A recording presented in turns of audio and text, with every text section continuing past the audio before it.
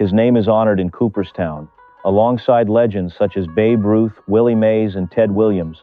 Based purely on statistics, Pee Wee Reese was not the best player on his own team. A career batting average of 269, numbers that would not earn a second glance from most Hall of Fame voters. And yet, on one summer afternoon in 1947, he did something no home run or championship ring could ever equal. He changed the course of American history with a single, quiet gesture. This is the story of why the most important thing Pee Wee Reese ever did had nothing to do with baseball.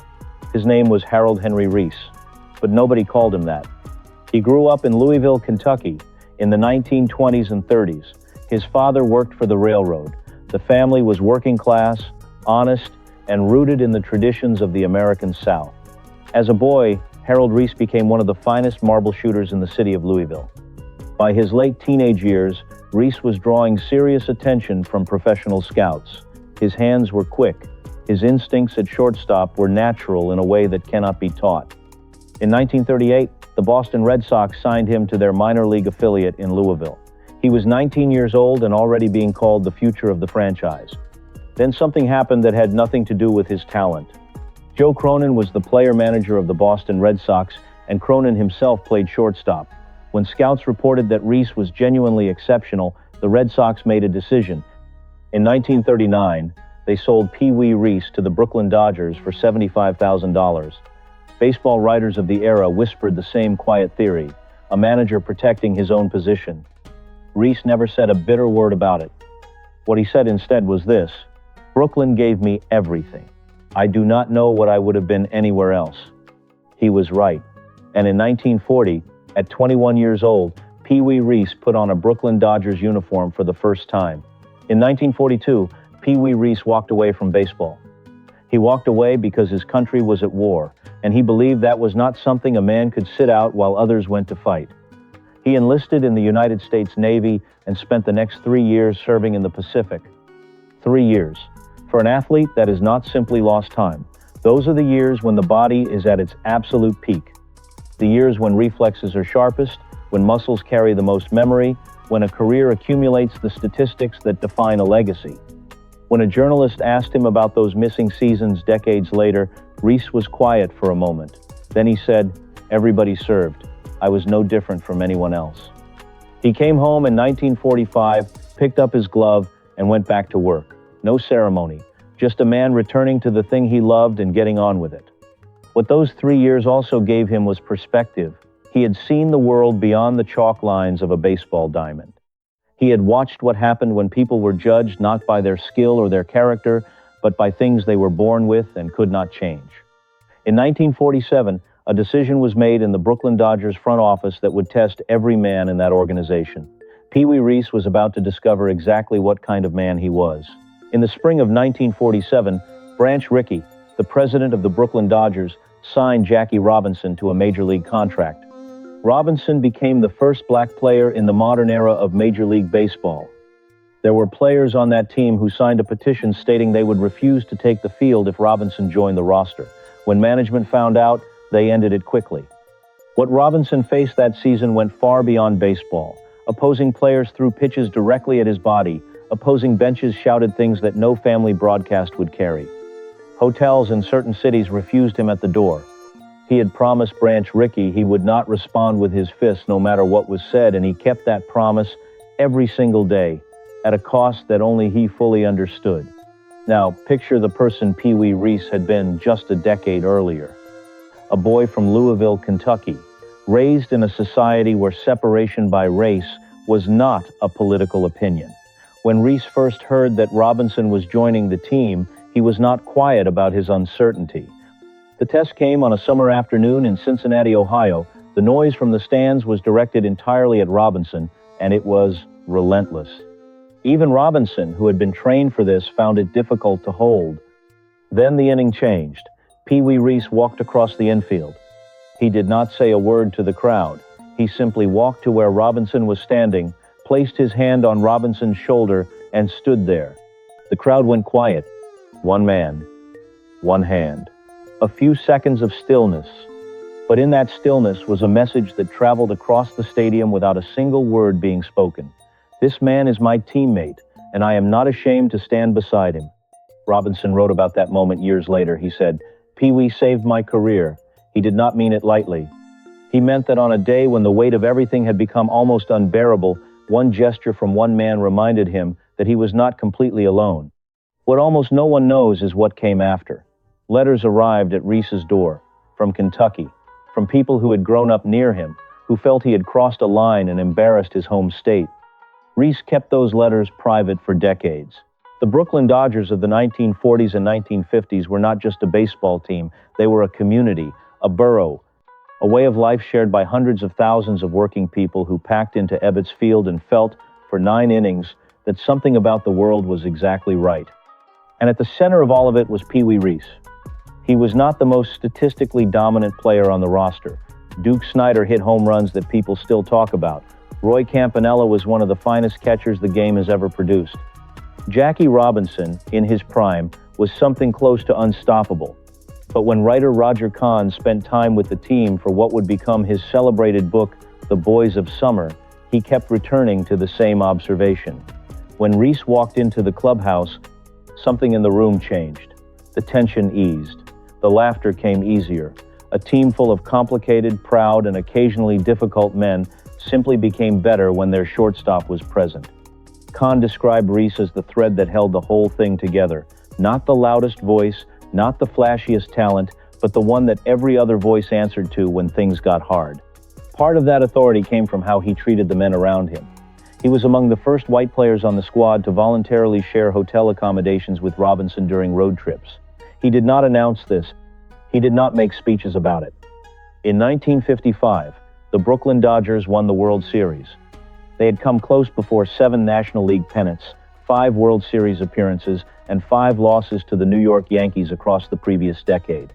When they finally beat the Yankees in 7 games, the city of Brooklyn erupted in a way that had no precedent and no equal.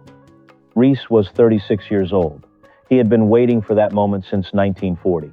In the photograph taken in the celebrating clubhouse, his expression is not one of triumph. It is something quieter. Relief, gratitude. The look of a man who had given everything to a place and finally watched it give something extraordinary back. 3 years after the championship, Brooklyn lost its team. In 1958, Walter O'Malley, the owner of the Dodgers, moved the franchise to Los Angeles. The reasons were a combination of stadium politics, money, and ambition. The consequences, for the people of Brooklyn, were something closer to grief. Pee Wee Reese was among the last people who wanted to leave. He had lived in Brooklyn for nearly 2 decades. His wife and children had built their lives there. His neighbors knew his name. His face was recognized in every diner, every barbershop, every corner of the borough that had adopted him as completely as any place had ever adopted anyone. Brooklyn was not where he had grown up. It was where he had become himself.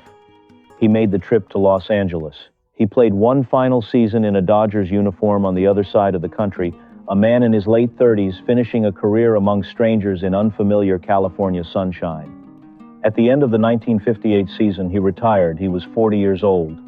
He went home not to California, not to a new life on the West Coast, but back to Louisville, Kentucky, where he had started. For years afterward, Reese stayed largely out of the public eye. He did some television work as a baseball commentator alongside the colorful Dizzy Dean, and the two of them made for an unlikely but warmly received pair. But Reese was not a man built for the spotlight on its own terms.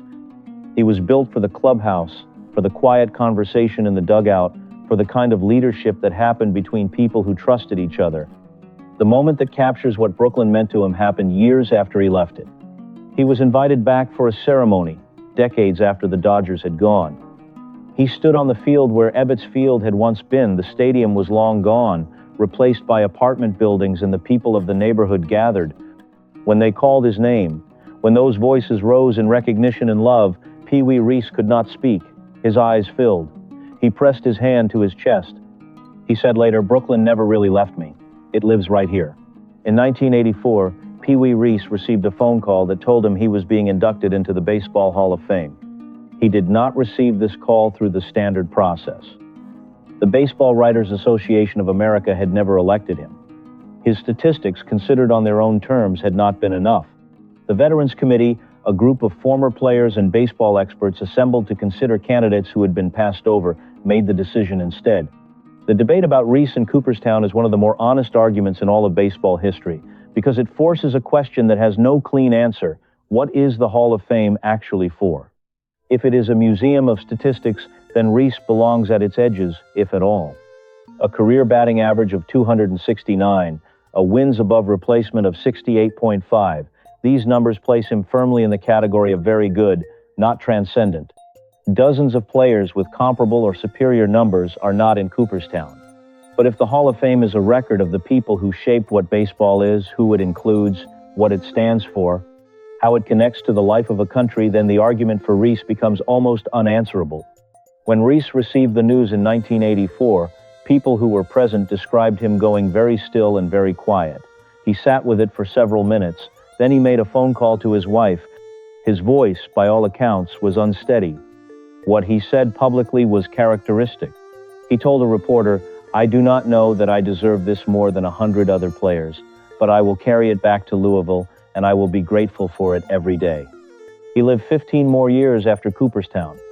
Jackie Robinson had been gone since 1972, and not a year passed in which Reese did not mention him in some public setting. In 2005, 6 years after Reese's own passing, the city of Brooklyn unveiled a bronze statue outside what is now Maimonides Park. Two figures, side by side, one man's hand resting on the other's shoulder, standing still, exactly as they had stood in Cincinnati more than half a century before. How does a man with a career batting average of 269 end up in the Baseball Hall of Fame alongside the greatest players who ever lived? How does a shortstop who was never the best player on his own team become, decades after his retirement, the figure people return to again and again when they want to explain what sports can mean? The answer is not complicated. Pee Wee Reese was a man of his time. He grew up in a segregated society and absorbed its assumptions the way everyone around him did without questioning, because the water you swim in is invisible until you step out of it. He was not born already knowing what was right. He was a human being who was given a moment, a genuine and difficult moment, and chose to act according to something deeper than what his upbringing had prepared him for. That is what makes the story worth telling. Not that he was perfect, but that he chose. He could have stood at his position and looked away. He could have waited for the inning to end. He could have told himself it was not his business, that Robinson was strong enough, that getting involved would only cause him problems, and he had already seen evidence of that. The letters from Kentucky were proof enough. There was a real cost to what he did, and he paid it without complaint and without making it a story about himself. For the rest of his career and for the rest of his life, Reese remained exactly who he had shown himself to be on that afternoon in Cincinnati. He deflected praise when it came. He kept saying, year after year, that he had only done what any decent person would do. Jackie Robinson spent his final years telling anyone who would listen that Pee Wee Reese had been essential not just to his career, but to whether the great experiment of integration in baseball could have survived those first impossible years. Those are heavy words. Robinson did not use them carelessly. Pee Wee Reese left this world on the 14th of August, 1999. He was 81 years old. He is buried in Louisville, the city where he learned to shoot marbles and dreamed about baseball, the city that gave him his name. But his monument is in Brooklyn, two figures cast in bronze, standing together in the kind of stillness that does not fade. If you stand before that statue and look at the two men, one hand resting on the other's shoulder, both of them facing forward, you understand something no statistic can measure. Greatness is not always the thing you do in front of the largest crowd. Sometimes it is the thing you do when you could have done nothing. When the crowd is loud, when the cost is real, when no one is requiring you to move and you move anyway. Pee Wee Reese moved, and nothing was ever quite the same after that. If this story stayed with you, share it with someone who loves baseball or someone who needs a reminder that ordinary people can do extraordinary things. Leave a comment telling us which moment hit you hardest, the letters from Kentucky, the photograph after the championship, or the bronze statue standing in Brooklyn to this day. And if you want more stories like this one, players who shape the game in ways that go beyond the box score, make sure you are subscribed, because we have more coming that you will not want to miss.